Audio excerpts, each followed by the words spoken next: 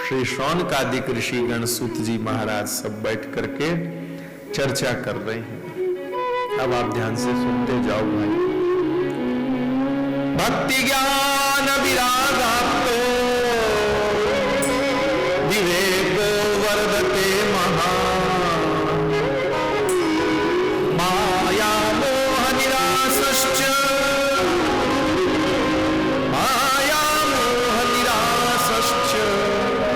वैष्णवे क्रियते कथम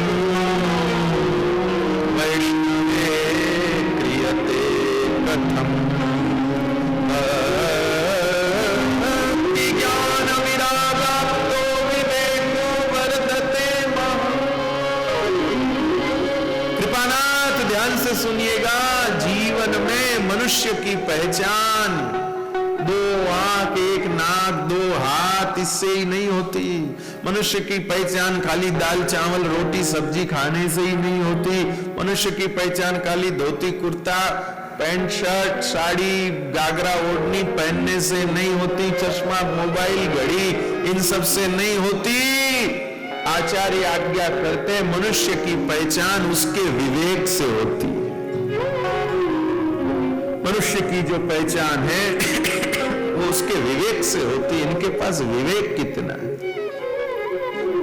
इनके पास विवेक कितना, उस विवेक से मनुष्य की पहचान होती है। हे महाराज, सूत जी महाराज के चरणों में शौनकादिक ऋषिगण प्रश्न करते, महाराज आप हमको बताइए ये वैष्णव लोग अपना विवेक कैसे बढ़ाते हैं। ये भक्ति ज्ञान और वैराग्य के संयोग से जो विवेक मिलता है ये इनका ये विवेक कैसे बढ़ता है। और ये जो वैष्णव है ये माया मोह से अपना पीछा कैसे छुड़ाते हैं। जगत में कैसे कैसे प्राणी तो बेचारे दुखी हैं माया मोह को लेकर के। और इन वैष्णवों की बातों में ये कोई सब्जेक्ट नहीं है कि कोई माया इनके पीछे लगी है या कोई मोह इनके पीछे लगा, ऐसा कोई विषय ही नहीं। कृपानाथ, माया मोह तो अपनी जगह है, वैष्णव उसके विषय को बदल देते हैं। माया तो लगती है वैष्णवों को, ऐसा कोई वैष्णव नहीं जिसके पीछे माया न लगी हो। लेकिन कौन सी माया? अरे मुखड़ानी माया लागी रे, अरे मुखड़ानी माया लागी रे, सखी मारे मुखड़ानी माया लागी। वैष्णव को भी माया लगी है। कौन सी माया लगी है? मुखड़ानी माया लगी है। कौन से मुखड़ा की माया? मुखड़ो जोया बिना पानी नहीं पी, मुखड़ो जोया बिना पानी नहीं पी। ऐसा ही पद में गाते हैं कि बिना उनका मुख देके पानी नहीं पीना, ये माया ही तो है। एक पत्नी कहती कि मेरे ये न खाएं जब तक मैं कुछ न खाऊं, ये पत्नी को पति की लगी हुई माया है। और एक वैष्णव कहता कि मुझे मेरे ठाकुर जी के दर्शन नहीं हो तब तक मैं कुछ न खाऊं, ये वैष्णव को लगी हुई ठाकुर जी की माया है। तो वैष्णव कोई पीछा नहीं छुड़ाते मोह माया से, उसका विषय बदल देते, उसका सब्जेक्ट बदल देते, उसका सब्जेक्ट बदल देते हैं। तो माया कौन सी लगी है वैष्णवों के पीछे? मुखड़ानी माया लगी, भगवान के मुख चंद्र की माया लगी है। और मोह क्या है? मोह अपने ठाकुर जी का है। जैसे एक माँ अपने बेटे से मोह करती है, जैसे एक माँ अपने बेटे से मोह करती है तो उसको निरंतर उस बेटे के ही वो ख्याल में रहती है। कहीं कुछ अच्छी वस्तु देखे तुरंत ध्यान में आता है ये मेरे उसके लिए ले लूं, ये उसके लिए कर लो, वो वैसा कर लो, वैसा। भोजन बनाने रसोई घर में जाए तो पहला विचार इस बात का करे कि उसको क्या भाता है वो मैं बनाऊं। बस ऐसे ही जब इस प्रकार की चित्त वृत्ति श्री ठाकुर जी के लिए हो जाए, बाजार में जाए और कोई सुंदर सी वस्तु दिखे और मन में आए कि आहा, कपड़े की दुकान पर जाएं और कपड़ा देखते ही मन में आए ये कपड़ा तो उनके मेरे ठाकुर जी के लिए अच्छा है। एक माता जी को उनके पतिदेव बोले कि चल आज मैं तेरे को कपड़े दिला के लाऊं, तो एक अच्छे कपड़े वाले की दुकान पर ले गए। बहुत अच्छा मूड था पतिदेव का, पत्नी पे प्यार आ रहा था खूब। पत्नी वैष्णव थी, भगवान की भक्त थी, ठाकुर जी की सेवा करती थी। तब वो वहां पर गई और वहां जाकर के उसने जब वो कपड़े दिखाने लगे तो उसने कहा ये कपड़े से तो मेरे ठाकुर जी की पिछवाई बढ़िया बन जाएगी, ये दे दो 5 मीटर। इस कपड़े से तो मेरे ठाकुर जी के पाट आदि की झालरी अच्छी बन जाएगी, ये दे दो 2 मीटर। इस कपड़े की तो मेरे ठाकुर जी के पोशाक बहुत अच्छी बन जाएगी, ये दे दो 2 मीटर। इस कपड़े से तो हमारे ठाकुर जी के बंधनवार अच्छी बन जाएगी, ये दे दो 1 मीटर। ऐसे करके उसने खूब सारा कपड़ा ले लिया। पति घूर घूर के देखता रहा। पत्नी ने कहा क्या हो गया? बोले मैं तेरे को कपड़ा दिलाने लाया हूं, तेरे ठाकुर जी के लिए थोड़ी दिलाने लाया। तो पत्नी ने पूछा कि आप मेरे को कपड़ा क्यों दिलाना चाह रहे हो? बोले तू खुश हो जाए इसलिए। बोले तो मैं मेरे लेके खुश नहीं होती हूँ, मैं मेरे ठाकुर जी के लेके खुश होती हूँ। आपका पर्पस पूरा, आपका प्रयोजन तो मुझे प्रसन्नता देने का था, मेरी प्रसन्नता हो गई, मुझे खुशी हो गई। कृपानाथ मीराबाई का जन्मदिन था। ध्यान से सुनिएगा, मीराबाई का जन्मदिन था। मीराबाई का जन्मदिन था तो मीराबाई के दादाजी ने अपने राजभवन के कुशल स्वर्णकार को बुलाया। एक बहुत होशियार सोनार इतना होशियार था कि उस सोनार को कहो तो वो एक 4-5 घंटे में कहो जैसा गहना बना के दे दे। इतना होशियार, इतना चतुर वो स्वर्णकार था। तो मीराबाई का जन्मदिन था तो बुलाया उस स्वर्णकार को राव दूदा जी ने, और उस स्वर्णकार को बुलाकर मीरा को बुलाकर कहा बेटी मीरा आज तेरा जन्मदिन है, बेटी मीरा आज तेरा जन्मदिन है, तेरी जो इच्छा हो सो तू इनसे कह दे। तेरे कैसा टीका गढ़ाना है, तेरे कैसा कान के वो कुंडल बनाने, कैसे गले का हार बनाना, कैसी करधनी बनानी, कैसी पायल बनानी, तेरे जो बनानी सो तू इनको कह दे, ये सब बना देंगे तेरे। बेटी ये इतने होशियार स्वर्णकार है, 4-5 घंटे में गहना गढ़ के ला देंगे, तू खूब ठाट से पहन लेना। आज तेरा जन्मदिन है बेटी, तू मांग ले, बनवा ले। मीरा जी ने अपने दादाजी को हाथ जोड़ के कहा दादो साहब आप ये सब क्यों करवा रहे हैं? बोले बेटी आज तेरा जन्मदिन है तो मैं चाहता हूं कि कुछ उपहार देकर तुझे खुश करूं। तो मीरा जी ने कहा दादाजी मेरे जन्मदिन पर आप मुझे खुशी देना चाहते हैं तो हे दादाजी मेरी प्रार्थना है आप मेरे लिए नहीं मेरे गिरधर गोपाल के लिए हार बना दीजिए, उनके लिए सिंहासन बना दीजिए, उनके लिए मुकुट बना दीजिए, उनके लिए हाथ के कड़ा बना दीजिए, उनके लिए नूपुर बना दीजिए। दादाजी मेरे जन्मदिन पर आप मुझे खुशी देना चाहते हैं और मैं आपको सच कहती हूं आप मेरे लिए बनाएंगे उससे मुझे जितनी खुशी नहीं होगी उससे 100 गुना ज्यादा खुशी होगी अगर आप मेरे ठाकुर जी के लिए बना देंगे तो मेरे गिरधर गोपाल के लिए बना दे। ये वैष्णव का मोह है भाई।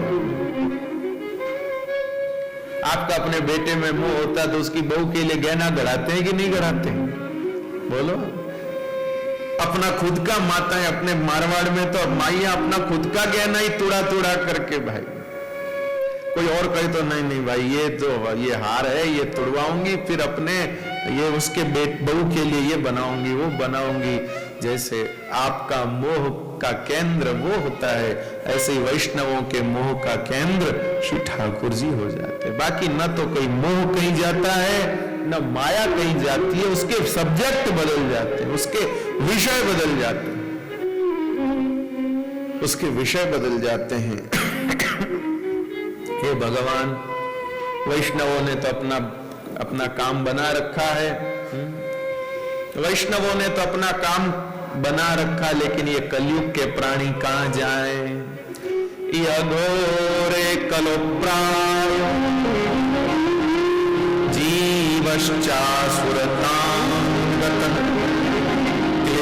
क्लेशाक्रान्तस्य तस्यैव शोधने किं परायण। हे महाराज कलयुग में ये मनुष्य जो हैं आसुरी स्वभाव से युक्त हो गए। स्वभाव में जो है आसुरी पना आ गया है। ये आसुरी पना कैसे छूटे? उठने का पता नहीं, सोने का पता नहीं, खाने का पता नहीं, ये सब आसुरी पना ही तो है। कब खाना किसी को नहीं सोचता, क्या खाना किसी को नहीं सोचता, कितना खाना ये भी नहीं सोचता, क्या करना क्या नहीं करना किसी को भी होश नहीं भाई। विवेक तो है नहीं, आचार विचार का ठिकाना नहीं, तो सब आसुरी हो रखे हैं, राक्षसी हो रखे हैं भाई। माफ करना, ये कैसे छूटे? ये आसुरपना कैसे जावे जी? आप बताओ। आदमी सुधरे कैसे? कृपानाथ, भगवान से प्रेम हो तो सुधरे, भगवान से प्रेम हो तो सुधरे। महाराज कैसे का होगा कल्याण? तब श्री सूत जी महाराज कहते हैं, ऋषियों आपके ये जो सारे प्रश्न हैं, इन सब का उत्तर भागवत की कथा है। अजी एक बात तो बताइए। क्या बात बताएं जी? बात ये है इनको और कोई महाराज नहीं मिले क्या जो ये सूत जी महाराज से कथा सुन रहे हैं? क्योंकि सूत जी तो छोटे हैं, सूत जी तो छोटे हैं, और कोई बड़े महात्मा से कथा सुननी चाहिए, कोई बड़े ऋषि मुनि से कथा सुननी चाहिए। इनसे क्यों कथा सुन रहे हैं? अजी इनके पास में एक खास चीज है। क्या खास चीज है? शौनक जी कहते, देखो जब सुखदेव जी महाराज राजा परीक्षित को कथा सुना रहे थे तो मैं भी वहां पे था, मैं भी वहां पर था। तो मैंने वहां क्या देखा? बोले मैंने वहां देखा कि सुखदेव जी सबको कथा तो सुनाते थे, राजा परीक्षित कथा सुनता था, सब लोग कथा सुनते थे, लेकिन सूत जी को अलग बुला करके कुछ अलग से सुनाते थे। इसलिए सब वाली कथा से हटके भी जो कथा है वो इनको पता है, और यूं पूछेंगे तो ये सुनाएंगे नहीं, लेकिन इनको महाराज बना के बिठा देंगे तो कथा कहते कहते वो रहस्य की बातें भी सुना देंगे। इसलिए इनको गद्दी पे बिठाया है, क्योंकि सुखदेव जी ने जो मर्म की बातें, जिन बातों को राजा परीक्षित के आगे भी उन्होंने गोप्य रख दिया, नहीं भाई।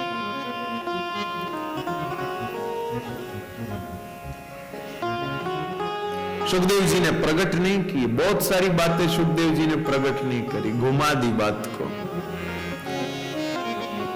परीक्षित जी अधिकारी थे कि नहीं थे ये तय करना अपना काम नहीं, ना अपने को इतना अधिकार।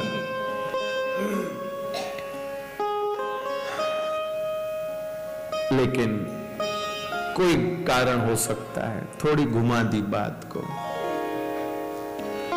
कई बार कथा कहते कहते कोई बात हमारी भी घूम जाती है, तो और तो लोग नहीं, कुछ चतुर श्रोता होते हैं, वो कहते महाराज उस समय आप क्या कहना चाह रहे थे, आप वो इतना कहते कहते रुक गए, फिर आप वो बात शुरू कर दिए, तो वो जरा बताओ।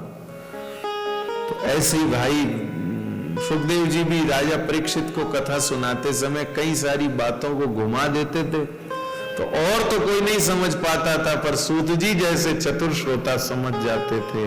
तो उन श्रोताओं को जो सुखदेव जी अलग से वो बात सुनाया करते थे, शौनकादिक जी कहते हैं वही बातें सुनने के लिए हमने इनको गद्दी पर बिठाया, ताकि वो बातें अपने को भी पता चले। इसलिए और इस बात को स्वीकार किया सूत जी महाराज ने।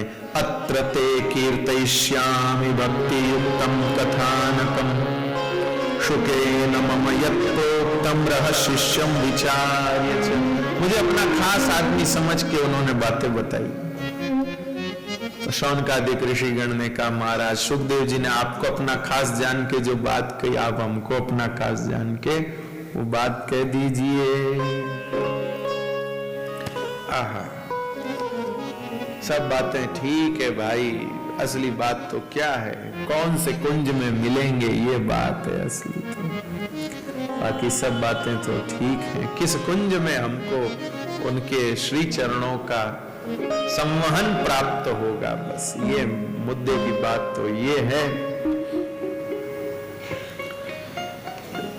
करुणा निधान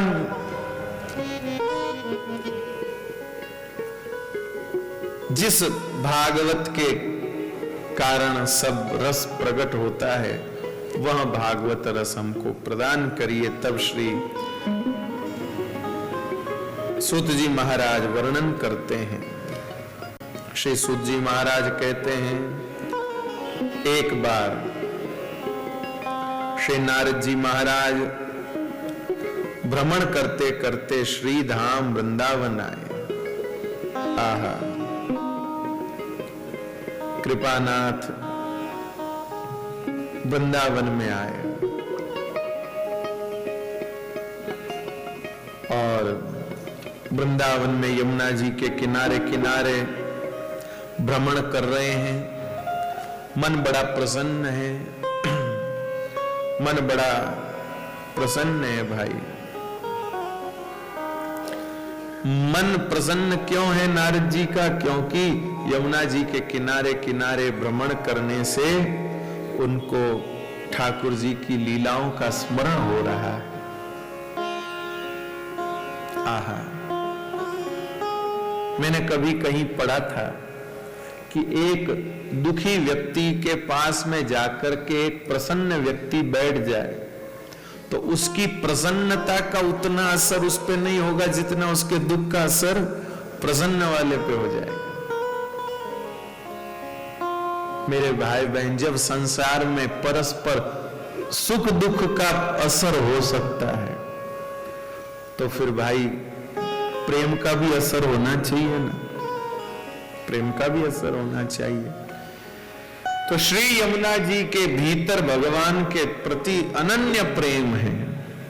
श्री यमुना जी तो ठाकुर जी के चरणों में ठाकुर जी के प्रति अत्यंत प्रेम रखती हैं। तो यमुना जी की सन्निधि में जाने पर भक्त के हृदय में भी प्रेम उत्पन्न हो, यह कोई संशय का विषय होना ही नहीं चाहिए, संशय का विषय होना ही नहीं चाहिए। अजी एक इत्र लगा हुआ व्यक्ति आपके बगल में बैठ जाए तो भले ही आपके कपड़ों में से इत्र की खुशबू नहीं आएगी, लेकिन आपकी स्मृति में तो खुशबू, बोलिए ना, आपके ख्याल में तो वो खुशबू पहुंचा ही देगा। आपके कपड़ों में ना आया तो कोई बात नहीं, लेकिन आपके ख्यालों में तो उसने गुलाब को पहुंचा ही दिया। आपके कपड़ों में भले ही मोगरा नहीं आया, लेकिन आपके ख्यालों में तो उसने मोगरा पहुंचाई दिया। ऐसे ही श्री यमुना जी भी कृष्ण प्रेम के इत्र से घमघमाती है। हम जैसे वैष्णव उनके किनारों पर जब पहुंचते हैं तो भले ही तन मन न रंगे, लेकिन कृष्ण प्रेम के ख्याल तो वो दे ही देती है। श्री ठाकुर जी की लीलाओं की स्मृति क्या इत्र तो वो दे ही देती है,